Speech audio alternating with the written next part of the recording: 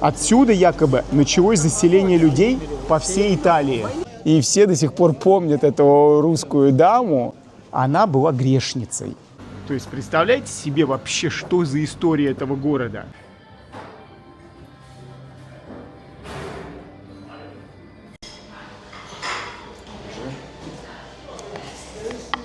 Всем привет, меня зовут Юля. Меня зовут Миша. И мы с вами направляемся смотреть два офигенных города.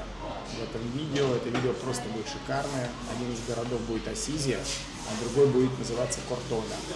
Увидите. А сейчас пока вот мы сели позавтракать в нашем любимом барчике. Вот я себе круассан взял с белым кремом. Смотрите, крем аж прям вылезает. Вкусно. Ужас. Да, еще глазурь полита, выглядит потрясающе. Да, а Юля себе бутерброд прям себе замутила. То есть такой панину типа. Ну, на самом деле мы сонные, капец. Мы встали, я вообще встал в 7 утра. Юля в 7. Мы не привыкли так рано вставать. Но в такой красоте сидим, сейчас поедем. Позавтракаем и тронемся.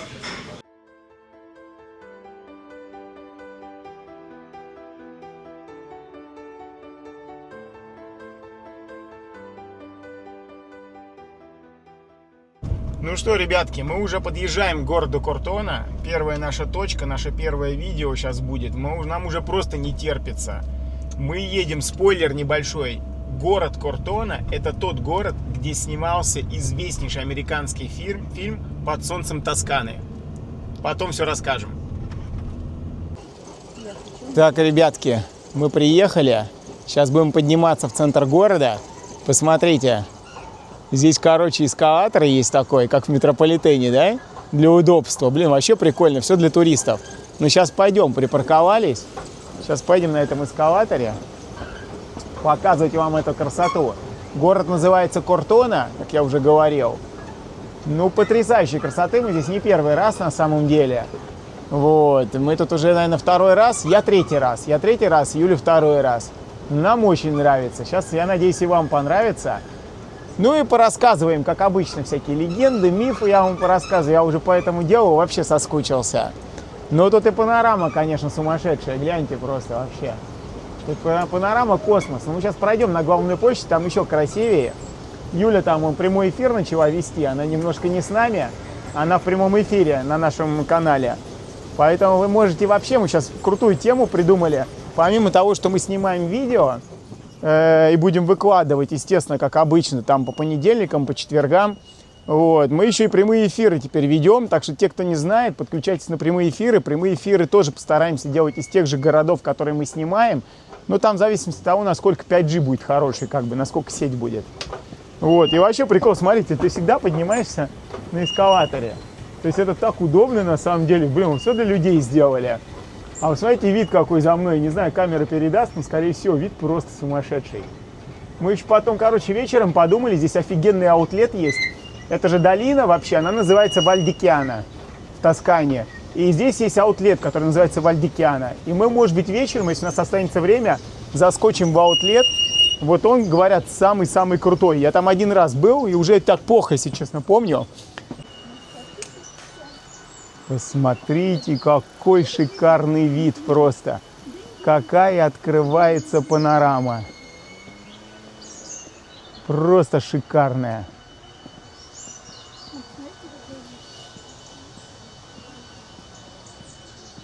Живописнейшая долина Валь-ди-Чиано в Тоскане. Это черепица, эти крыши, ну просто космос, честно, ребята. Дух захватывает. Здесь люди тусуются, наслаждаются видом. Здесь вечерами просто офигенные закаты. Сумасшедшие закаты вечерами.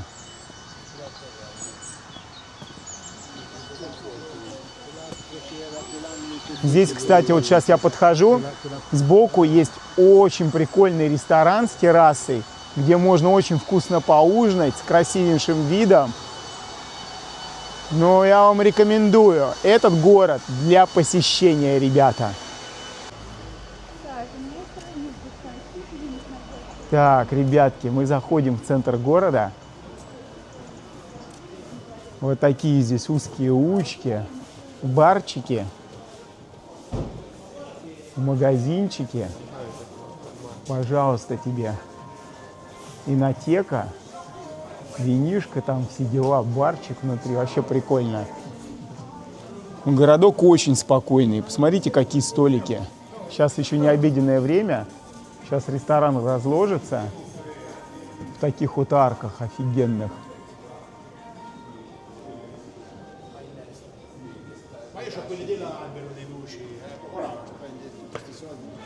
Ну, что сказать. Город просто восторг. Захватывает дух. И идеальная чистота, атмосфера какого-то спокойствия, безмятежности.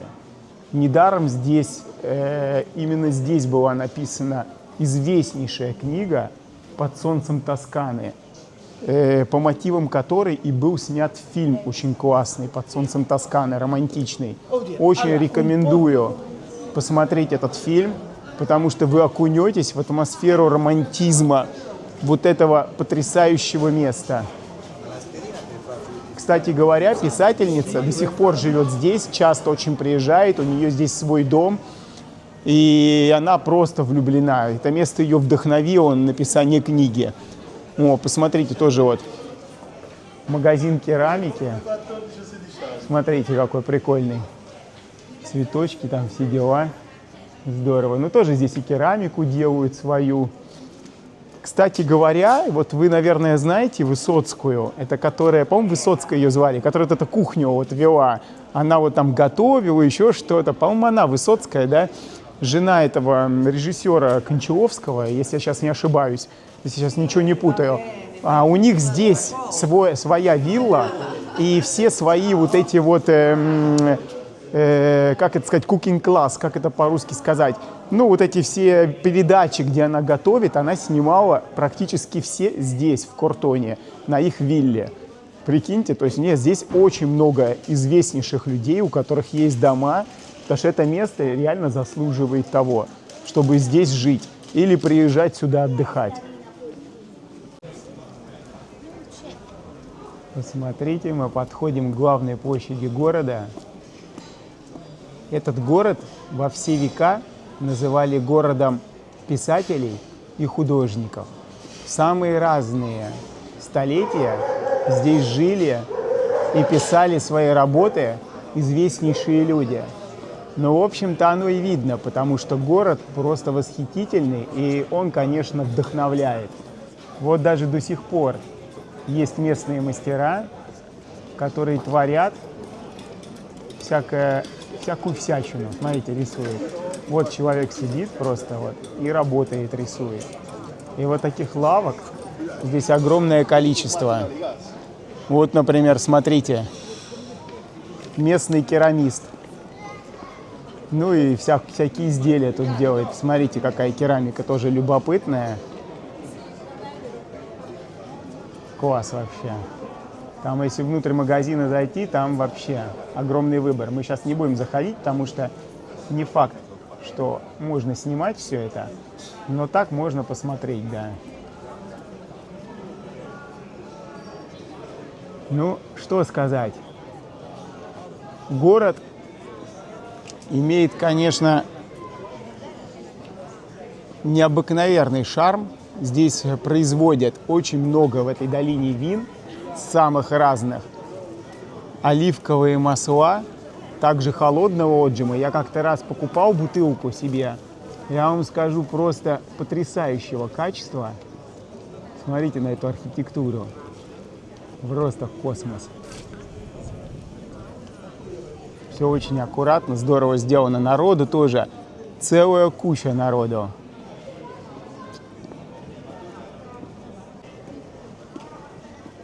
Сейчас выходим на еще одну площадь. Здесь какой-то рынок устроили местные. Сегодня просто выходной день, мы снимаем в субботу видео. И как мы вам в других видео рассказывали, часто в таких городках по выходным устраивают вот такой вот блошиный рынок небольшой. Мне на самом деле это не очень нравится, потому что это портит немножко архитектуру города, если честно. Тем более в выходные дни, когда люди приезжают посмотреть город, ну как-то, честно, не знаю, ну кому как.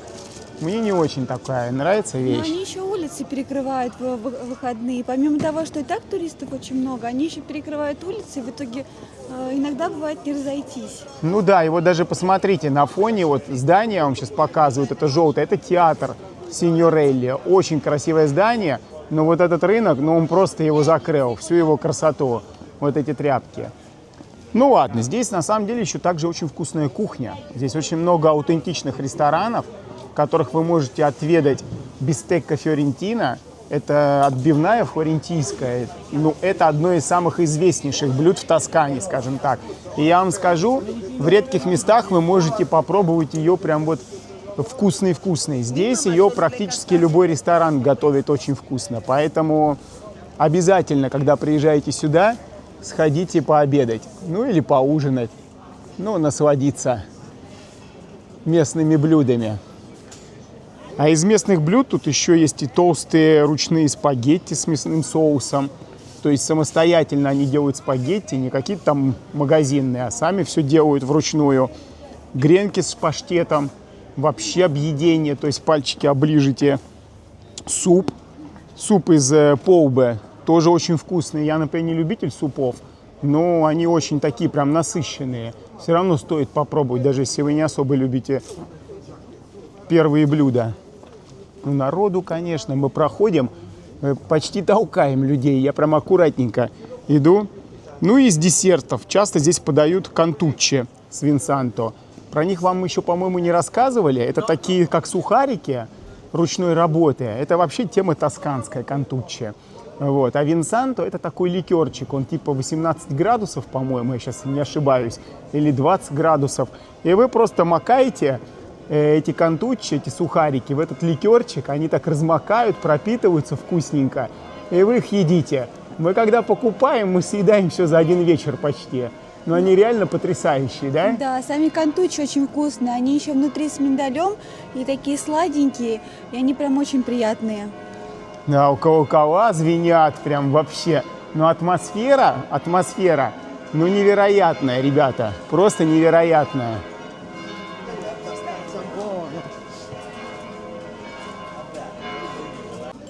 Так, ребятки, мы сейчас просто присели выпить кофейку, здесь в барчике. Ну, коротко если, то Кортона, этот город, один из самых красивых городов Тосканы. То есть это потрясающее место, как я уже неоднократно повторил, с колоссальной историей, которая тянется аж 7-8 век до нашей эры. То есть этот город основали этрусские. Этот город в те времена до нашей эры считался один из 12 самых главных стратегических городов этрусков. Здесь истории видимо и невидимо. Здесь стены города, частично сохранившиеся еще тех времен. Вы представляете себе, что это такое? То есть вы приедете сюда не просто за эстетической красотой, а вы можете потрогать то, что было создано до нашей эры. То есть это сумасшедшие вещи на самом деле. И вот мы сейчас сидим, сейчас ноябрь, это абсолютно не туристический период, не туристическое время, сезон, скажем, в Тоскане, потому что уже прохладно, вы видите, Юля в шубе, я в куртке, свитере, и вокруг нас куча американцев, куча, огромное количество англоязычных туристов. Здесь постоянно движ Париж. Вот я сейчас сидел, со мной рядом со столиком сидели старички, пожилые люди, итальянцы. И вот он говорит, обязательно приедем сюда пообедать на Рождество. То есть рождественский обед устроим в этом городе. Здесь потрясающая атмосфера в любое время года. Поэтому обязательно приезжайте сюда. И как вы видели в начале видео, отсюда открывается просто сумасшедшая панорама. Почему? Потому что город расположен на холме, где-то примерно 600 метров над уровнем моря. И вы насладитесь не просто архитектурой, но и сумасшедшими панорамами, которые просто захватят ваш дух на всю долину Вальдикиана. Ну, а мы сейчас допьем кофе и пойдемте с вами общаться, расскажем немножко истории, мифы, легенды и все остальное. И, кстати, любопытную историю вам смешную расскажу на практике моей. Сейчас мы с вами немножко прогуляемся по узким улочкам этого прекрасного города, а я вам расскажу необыкновенную легенду. Одна из самых древних вообще легенд утверждает, что Кортона, этот город, один из первых городов, основанных после Великого потопа. Я имею в виду вот потоп с Ноев ковчег. Вот знаете, вот эту вот легенду библейскую. По преданию, Кортона была основана Корифеем, сыном Ноя, и его потомком. Имя города, согласно легенде, происходит от имени самого вот этого Куритус, Кортона. В старинных хрониках говорится, что после потопа потомки Ноя нашли убежище на этом холме и построили город, который стал матерью всех этрусских городов. Отсюда якобы началось заселение людей по всей Италии. Представляете себе, какая важность этого города? Ну, понятно, кто верит, кто не верит. Легенд один вагон и маленькая тележка. Но мне нравится, любопытная вещь.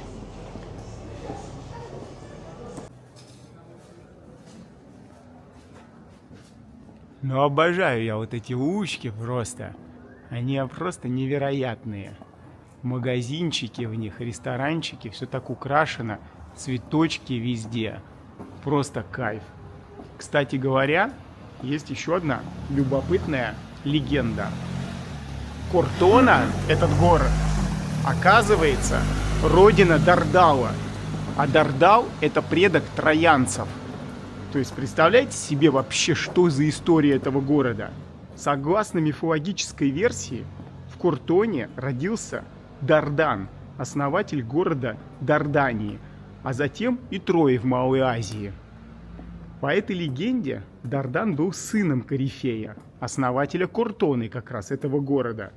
Когда Дардан покинул Италию, он отправился на восток и построил Трою. Поэтому некоторые древние авторы называли Кортона, этот город, прародиной троянцев. То есть представьте себе вообще, ну какие дела. Сумасшедшая история. Этрусские троянцы действительно считались вообще родственными народами в античных легендах. Таким образом, Кортона в мифологии связующее звено между Италией и Троей. Не, такие города с такой богатой, просто богатейшей историей, они, ребята, обязательны просто к посещению. Просто обязательны. Ну да, и о них, на самом деле, мало кто знает. То бишь, этот город известен, потому что здесь была написана книга, и, ну, вот это автором. Да, «Под солнцем Тосканы». Да, но она почему-то по-другому называется немножко. Сама книга? Да. Но это фильм, название фильма «Под солнцем Тосканы». Книга, по-моему, да, там другое имеет название. Это еще какая-то добавка. Вот. Но так или иначе, благодаря этой книге вообще этот город стал известен. Но поразительно, да, вот так вот узнать о таком месте. Потому что он же скрыт. Ну да, смотрите, какой храм. Просто вырисовывается храм, к которому мы идем. Я прям хочу уже туда зайти внутрь и посмотреть, что там. Возможно, в нем скрывается какая-то необыкновенная красота.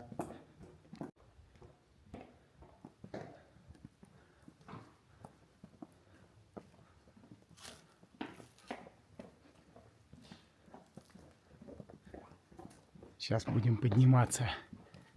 Конечно, Кортона, из-за того, что она расположена на холме, вот эти вот подъемы, рекомендуется этот город для тех, кто не курильщик. Подниматься очень тяжело. У меня аж духу не хватает. Ну ладно, будем заходить.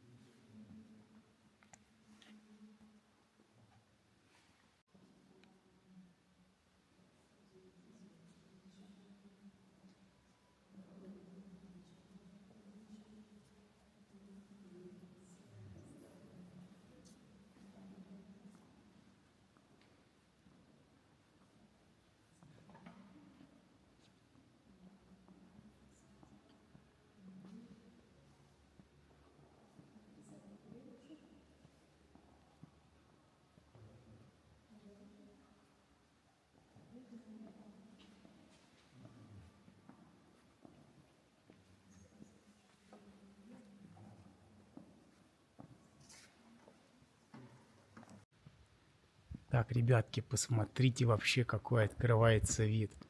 Ну, картинка просто потрясающая, будто бы художник нарисовал ее. И такая безмятежность невероятная. Все эти постройки средневековые. Очень обворожительно. Кстати говоря, опять заговорили про средневековье. Расскажу, что здесь есть легенда об этрусских духах и подземный мир. Этруски верили, что этот город Куртона находится на границе между миром живых и царством мертвых.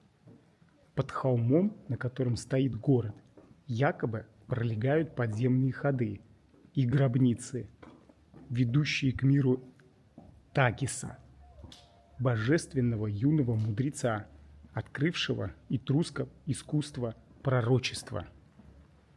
До сих пор под Куртоной, под этим городом, действительно есть древние подземные сооружения, и археологи находят в них этрусские надписи и даже захоронения. Эта мистика и сегодня чувствуется в атмосфере этого города, особенно в сумерках, когда узкие каменные улицы погружаются в тень. Блин, я вот вам это рассказал и иду сам по такой подобной улочке. И реально, блин, если бы это был вечер, мне кажется, это было бы очень атмосферно. Ну, очень красиво. Посмотрите, просто вот идешь и наслаждаешься. Невероятно.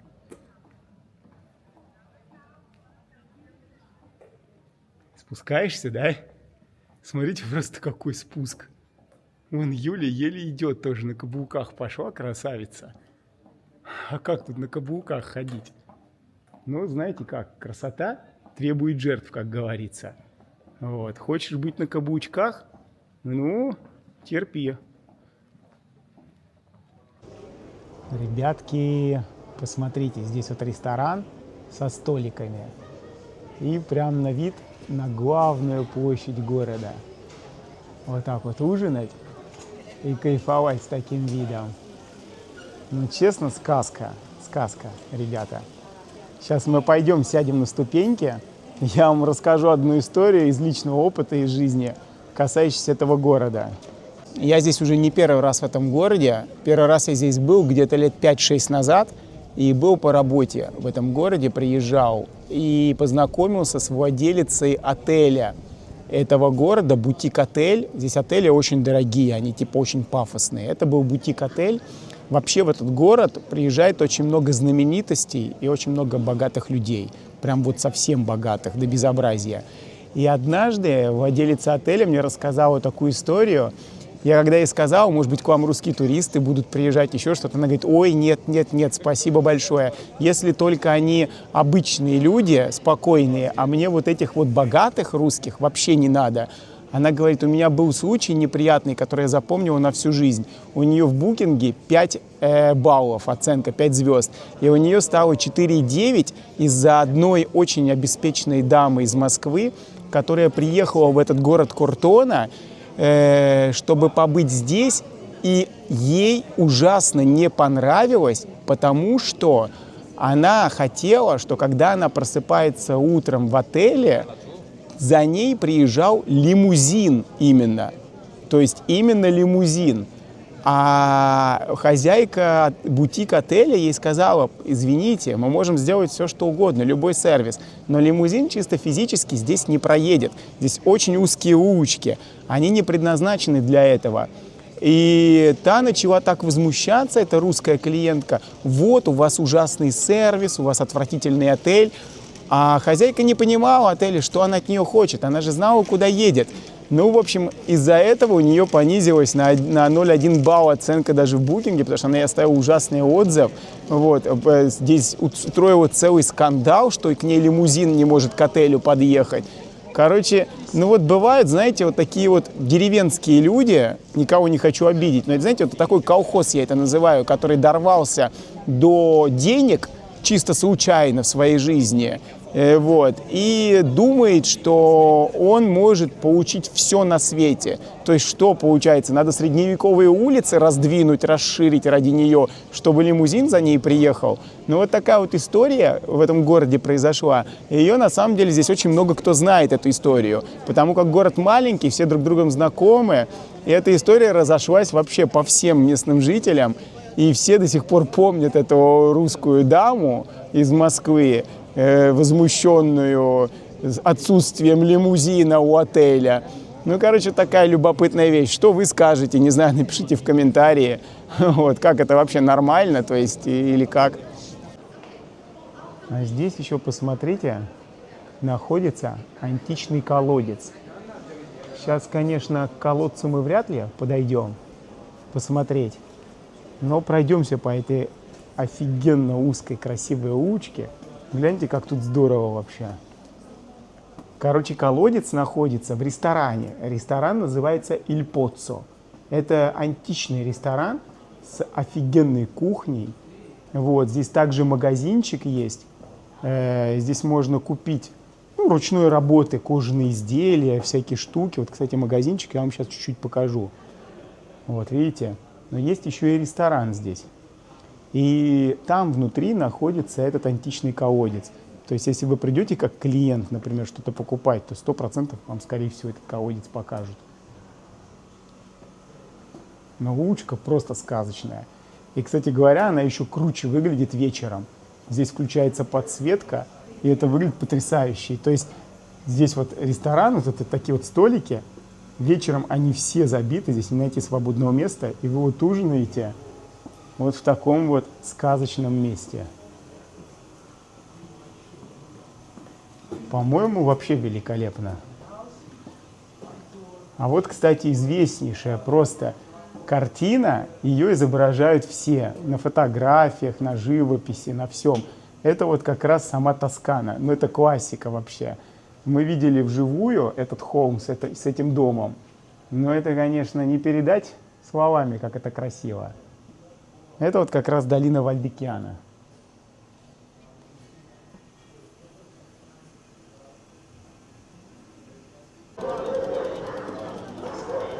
Посмотрите просто, какое великолепие архитектуры. Визуальный оргазм получаешь, честно, от этого города. Очень-очень красиво. Все эти сумасшедшие огромные арки средневекового города. Здесь, кстати, есть еще одна легенда о вилле. Дом Брамасоли. Есть такая вилла под названием Брамасоли.